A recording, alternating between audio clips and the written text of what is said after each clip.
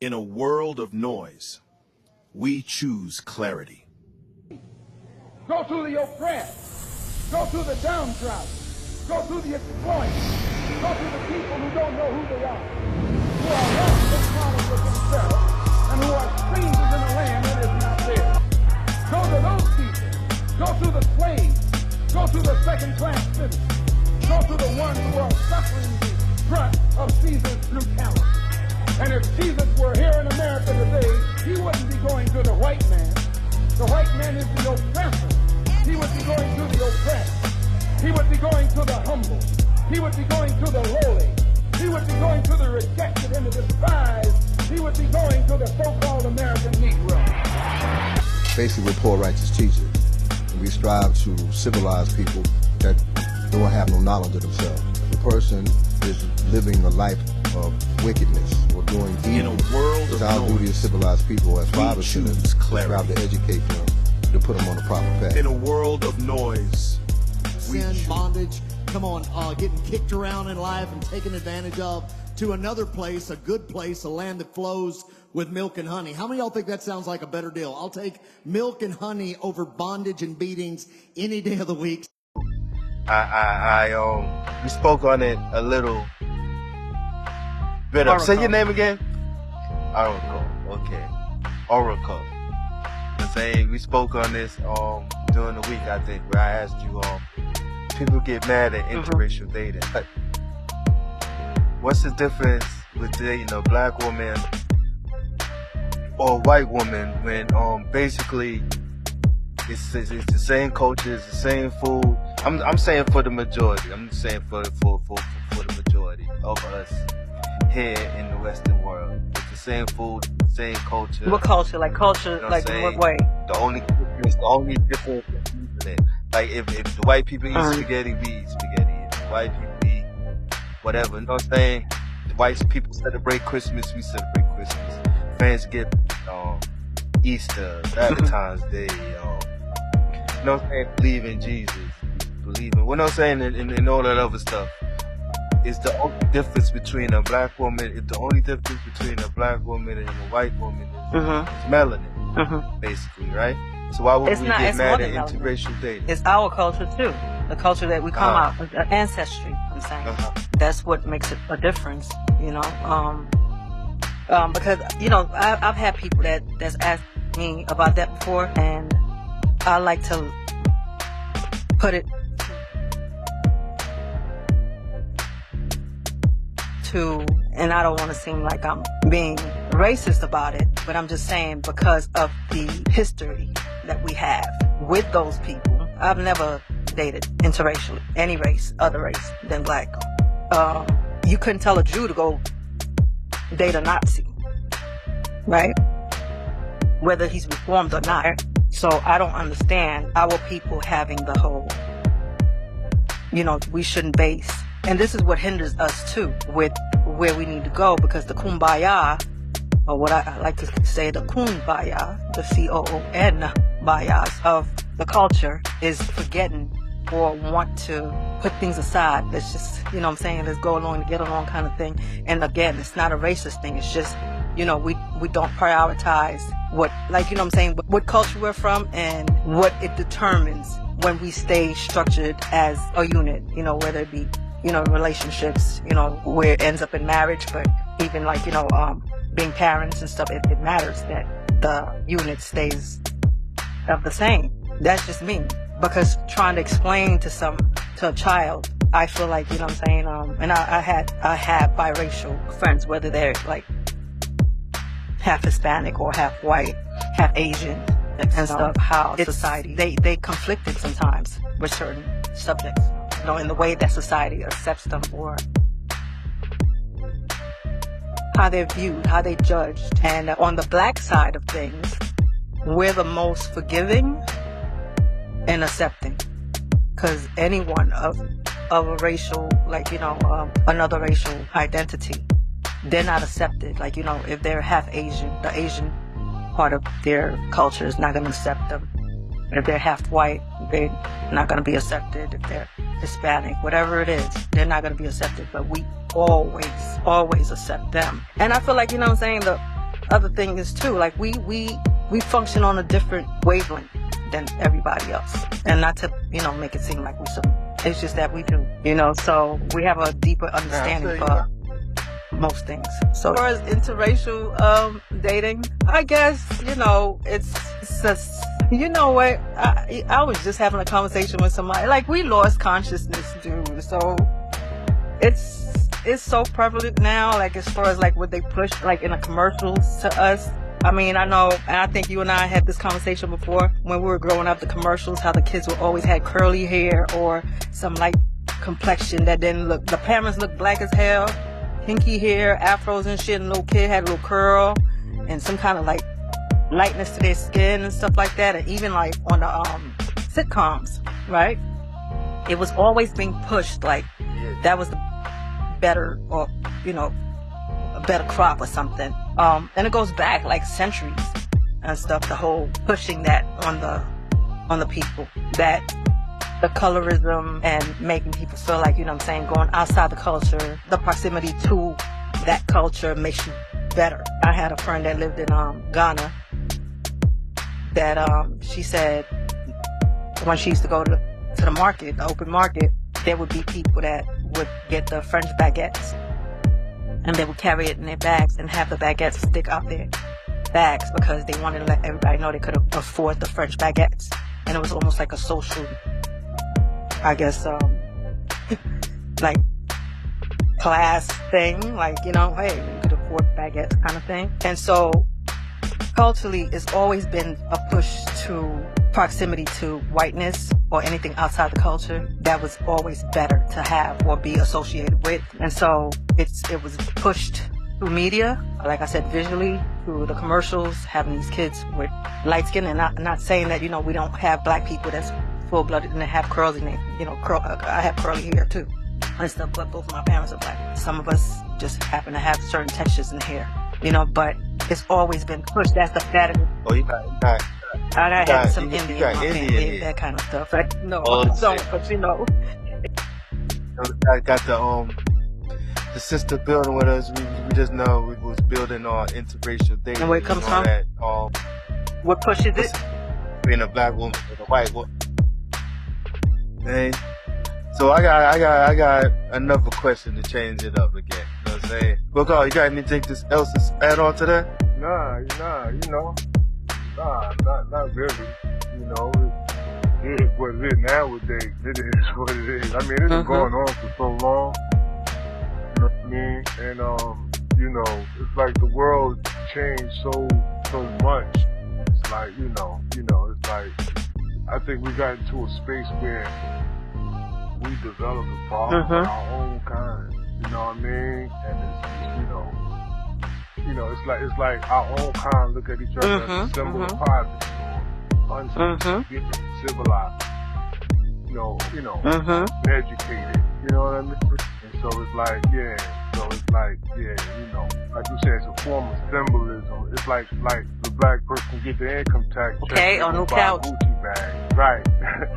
You know what I'm saying? So it's that type of thing. So that's pretty much. So I got. We try to tell young men and men in general to respect women, to not take them as sexual objects, to not objectify, right?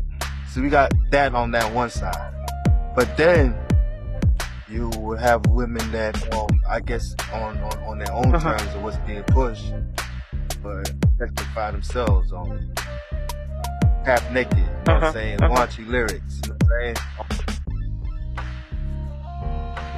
That's star-wise, that's the stars, you know what I'm saying? But then on the local level, you know what I'm saying? You probably gonna have this summer women walking down the street, bathing suits, you know what I'm saying? You heard what happened in Houston with the rodeo show. They have a dress code now because people's coming out there with just like some crazy looking outfits with children around. But that's how they're conditioning the people to think that that's what they need to understand. This is why I'm going back to consciousness. We've lost that. Like, a lot of people use the word woke because it's a generalized term. And I feel like woke is almost like saying all lives matter, then, rather than Black Lives Matter. It just has a whole cover. As it's not the same as when I was growing up in the 80s and 90s, where we said the conscious community and we were conscious of things because there was an awareness to, you know, where we were socially, politically, you know, and we didn't separate the stories that came before us and the ancestors and the elders and the wisdom they shared with us. We incorporated that with awareness of everything, right? And so we understood how we function amongst, you know, the community, like amongst ourselves. We had our own, you know, our own rules and codes to how the culture is cultivated, right? Even though knew we had outside forces. Like the whole point of the awareness was that we had to be aware there was a matrix in this BC system out here that we had to, you know what I'm saying, like constantly fight against and, you know what I'm saying, warn people against and bring light to and so on and so forth. It's gone. It's gone. We have not kept that up with this generation here. That's why we have all these things that we could talk about what's wrong with them and the generations to come. You know, the ones ahead. You know, what are they gonna have? How do we get them to understand what we understood? You know, even going as far back as the 70s when that kind of movement started, that black is beautiful, you know, black power, you know what I'm saying, aura that we carry. From then, like, it's been lost, and that's on purpose, by design. And it's like what we're talking about, it's been pushed throughout, you know, media, the kind of, you know, reconstruction that they did with the music, what they're putting out in terms of visuals. They're conditioning the children to have this whole culture go around, you know what I'm saying? That's what they're embracing. You know, they don't have anything else that, like, that's why these kids now they're thinking their music is their music. It didn't come from nowhere. You know what I'm saying? They weren't inspired by anyone. And why are they thinking like that? You know what I'm saying? Because there's nothing that's having them attach themselves to the culture before them. You know, because somebody told them to break from it, cut the cord, disconnect, and then they inserted themselves in, and they're following that beast now. The ones that in the conscious community, we knew we were part of the beast system, but we were not of the beast. But they've embraced it as law and God. And so that's why they take it on the what they call that? The personalities, the characteristics of this beast, you know? The violence, we've always had that. That's human nature, right? But in the way that it's plagued the black community as of the last decade, it's diabolical, man. So that's the conditioning that they've done that's got us in the way that they have us now.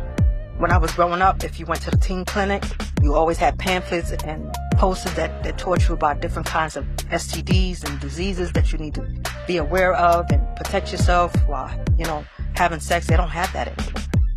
You know, you have kids now that's coming on TikTok and making videos about them catching herpes and HIV as if like it's nothing. They have no respect for their, you know what I'm saying, for their bodies. You know what I'm saying? Like, you know, just, there's nothing, the consciousness, remember, when we said we were from a conscious community, it was deeper than just being aware of the culture as the physicality of it. There was a spiritual consciousness as well. We integrated God into it. You know what I'm saying? We knew there was a higher power that we had to hold on to while we navigated this whole thing, right? Well, let me ask you and this. So Go ahead. No, I was just saying, like, you know, like God is basically absent right now. And that's what I'm saying. Consciousness, us from the conscious community, as we quote unquote, we've not passed it down, or it's the conditioning that's taken over. And so it's basically, it's been made obsolete for this generation. And like I said, the ones ahead, God is absent. Can I add on? Yeah. Go ahead. This is the way I visualize what we had as the people that we talking to right now. You know what I'm saying? You have to understand, every turn of the century and happens and something revolves, right? So now dig this. At one time in the early, like Martin Luther King, Malcolm X days, right? Yeah. Once they passed and once they made the history, then you got the ones that came through, like knowledge of self, God powers. You know what I'm saying? That's what we had. The older generation gravitated, well, we're the older generation now because we gravitated towards it because that's all we had in the hood. Like if you look at some people from Brooklyn and they always say, the average rapper, they always say, them Brooklyn niggas or da-da-da-da got this attitude. It wasn't an attitude. It was how we was groomed to be at that time. To be. You know, we had soldier attitude. Yeah. A guarded attitude. Yeah. So now, they re-changed it and the people revolved again. It didn't do it for the better. It did it for the worst. That was designed. You know what I'm saying? Because I remember being a young dude. On Sundays, you don't do certain things. If I had a beef with somebody, his mama coming outside, yo, you get a pass today. You know what I'm saying? But now, now we don't have that. There was a You know what I'm code. saying? There was a code. Now bear witness to this. Right. A man from slavery, right? Imagine this in your vision. A man for slavery. So now, a man for slavery, 20 years later, is gone. So, but they have these children that born seed. But you know, a man back then is not the man today.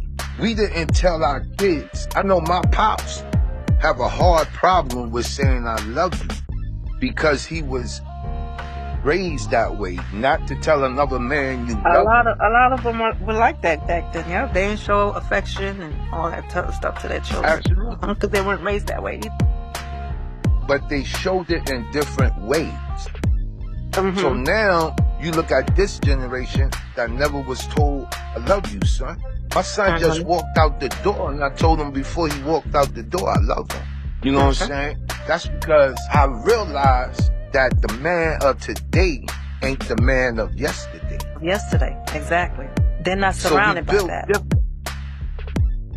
The woman from yesterday that we had as our mothers ain't the woman of today. Definitely not. This is why we losing the culture, because the culture of women, sometimes they lost the culture. They lost their well-being.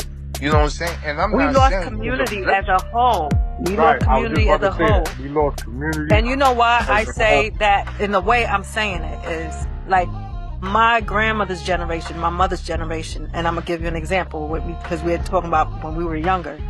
Remember times that we joke about them now, but they were real because I had a couple of them that I had to do. I had to go knock on somebody's door and say, hey, my mom said, can you please give us some da-da-da-da, whatever it was, sugar, flour, milk, you know what I'm saying, an egg or two, for something that and it was normal. Try to do that now. Can we do that now? Sense of community has been lost because we no longer have that, right? So, like you said, if you saw somebody's mother, they could correct you. You know what I'm saying? And it was essential for you, even if you didn't know your neighbors on a 5th floor because you lived on the 3rd floor. But if you came into that elevator and you saw Miss whoever, you know what I'm saying? You said good morning. You acknowledged them. Yeah. You never looked at them in the eyes and never said, even if you didn't know their name, you still said good morning, good afternoon, Miss, ma'am, whatever it was. So there was a certain kind of respect because the community had a code that it followed, right? That's why you could go play outside, even if your parents were, you know, they left you home by yourself, first of all, and stuff, and you got to go outside, but somebody's grandmother or mother was outside, you know, checking on all the kids, and could tell you, hey, don't go down. They knew your mother and father were at work, and you were outside because they let you go outside, but they had eyes on you. So that was community. You know what I'm saying? We looked out for each other. We don't have a sense of community anymore. And I tell people this as well. Community comes from family. So families, we have a code for each other, right? We know we can, you know, count on our families. I mean, not families nowadays, but I'm saying how we were brought up and the ones before us, our mothers, our grandmothers, they had amongst each other, how they supported each other. But as time went on and these systems, we embraced more of this beast system. We let go of these things that held us in place. So grandmas that babysat their children, a lot of grandparents now, you have a whole bunch of videos now that's showing you grandparents are like turning the grandkids away. They don't want to babysit their damn kids. No, they're not doing that. So you saying we're our generation is weak? That's baby. We were children, because we would be the parents. I'm sorry? Of the children, right? We're the parents of the children, because we've embraced the beast system. We've let go of the codes, of the principles. You understand what I'm saying? Like, all right, why would you need your grandma or your auntie that, you know what I'm saying, before? Like, you know what I'm saying, if you had if you had to work, they stayed in the grandma's house, or they stayed at the grandma's house or the auntie's house or somebody in the family's house, and they babysat. Why? Because now you got, what's that daycare stuff that the government gives you? You know what I'm saying? You got Head Start. You know what I'm saying? You got vouchers that you go get from the government. So you don't need grandma and auntie anymore. When they, you know what I'm saying? When you didn't have meals and stuff like that, right? You go to grandma, you know, that's what the gathering place would be, right?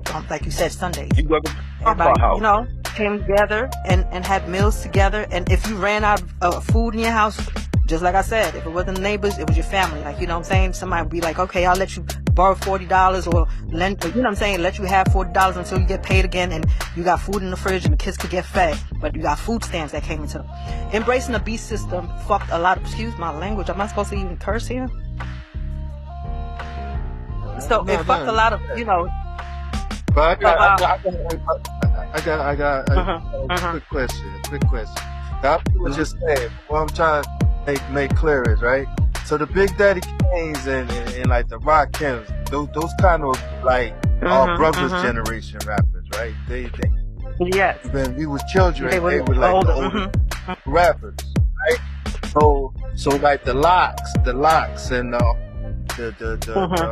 Biggies and Tupacs and all that would be our generation. Yes. Be our generation. Right. So it was our generation that corrupted hip hop and the you gotta remember, we had a decade in of us. So with it, like we became like the weakest link. Why is that? In the chain why is that? Why is that generation again? Like I said, now. we lost the consciousness, because remember when hip hop first came in, it was, you know what I'm saying, either about just the partying part of hip, like dancing and getting, you know what I'm saying, just having fun with it, or it was consciousness, right? There was consciousness in music. Then they came in, it was just like, wait, hold up a minute, they're doing too much. I remember, that's when Sister Soldier and Khalid used to be on 125th, and the whole of Harlem, people come out of Brooklyn and just take over 125th, listen to what they have to say. The music did that. They wasn't having any of it. That's right. Okay? Master and them said, nah, Then the music flipped. They brought in that, you know what I'm saying, the partying bullshit and that destructive shit. The violence and the guns and all that shit. But the ones that flipped it and made it into what it is now was our we generation. allowed it. It wasn't us. Right? It was the greed in some of the artists that didn't understand. That's why I said this generation cannot link themselves to what happened in the past. Is that we left the link from the past around then, and just was like, okay, hey, they could put us on. You know what I'm saying? Our peers, our age group was the ones that got corrupted, was the weakest link that produced what's out here now. And it was a lot more to it too. It was a lot more. Remember, we had crack going on. Both the people that were addicted and the people that was selling out here, the hustlers. There was a lot being done, man. There's a lot of stuff they introduced to the community, man. The family broke down, the community was affected, and this is the offspring of these times, or those times. These are the problems. I don't see it that way. You know what I'm saying? Because when I came up, right, and I want to call myself a street person. I have been a street person. So what I learned from the music and my culture coming from Fort Greene, yo, I don't care what you do, you hold your head up. You know what I'm saying? I don't care. You could be surrounded by 100 Bronx niggas, you gonna scream. You supposed to You are supposed to scream Fort Greene. You know what I'm saying? This is how we was raised. You know what I'm saying? Like, I remember, I'm talking about some hoodlumship to bring it to some shit. I was, in a younger day, how to even rob a person. That was one of the things that, you know, was part of the, you know, community we were raised in. There was a lot of crime. You know what I'm saying? And that was, like myself, I was moving stuff when I was younger. You know what I'm saying? I was moving stuff, going to Massachusetts, going upstate. You know what I'm saying? Both things. You know what I'm saying? Stuff. That's why. Stuff that, you know, people could get addicted on and stuff. But that was what you were around. That's what fostered a lot of things, because you picked it up from somebody else. Somebody said, yo, you want to go ahead and make this quick? This is all you got to do. All right. Well, guess what I did it for? For new sneakers, for bamboo earrings, for chains, and to look cute. There was nothing, you know, with significance that was about it. It was just, that's what the fuck the hood was doing. You know what I'm saying? And if you came in and knew somebody that knew somebody that could go ahead and you could get that money, you know, doing that, we just kept passing it down. You know what I'm saying? Passing it around. Are you the same person from when you begin to where you at now? I mean, never. As you the survivor, you one of the survivors. Like I feel like I'm one of the survivors from that time and that era. You know what I'm saying? I was a foster kid too. So I've been through some stuff and I've gone through some stuff. You know what I'm saying? It sounds like you are beautiful and you a survivor. And that's what I'm saying. People that got off the porch early about back in them days, those are the ones that's telling the story right now. And I believe, I don't even know you, and you sound like you telling your story right now. You know what I'm saying? Because I had to be able to live it to tell the story. And our stories are not meant for us to hold it onto ourselves. You know, our stories are meant to be shared, especially when we come out of them this way. You know what I'm saying? I was, you know, coming out of foster care, I ended up, pregnant in foster care as well. When I was in a girls group home for pregnant girls and stuff like that. And like within like 5 years, I had custody of my brother. My brother died when he was 18, left a 1-year-old behind. His son is gonna be 27 years old now. I had custody of him since he was 9. So the ones that made the journey and is still here, the journeys, you know, the lessons that we've learned on the journey is not meant to be kept to ourselves. In a world of noise, we choose clarity. Go to the oppressed. Go to the downtrodden. Go to the exploited. Go to the people who don't know who they are, who are lost and followers of themselves, and who are strangers in a land that is not theirs. Go to those people. Go to the slaves. Go to the second-class citizens. Go to the ones who are suffering the brunt of Caesar's brutality. And if Jesus were here in America today, he wouldn't be going to the white man. The white man is the oppressor. He would be going to the oppressed. He would be going to the humble. He would be going to the lowly. He would be going to the rejected and the despised. He would be going to the so-called American Negro. Basically, we're poor righteous teachers. And we strive to civilize people that don't have no knowledge of themselves. The person is living a life of wickedness or doing evil. In a world it's of our noise, duty as civilized people, as fathers, choose clarity. strive to educate them, to put them on the proper path. In a world of noise, sin, bondage, come on, getting kicked around in life and taken advantage of, to another place, a good place, a land that flows with milk and honey. How many of y'all think that sounds like a better deal? I'll take milk and honey over bondage and beatings any day of the week.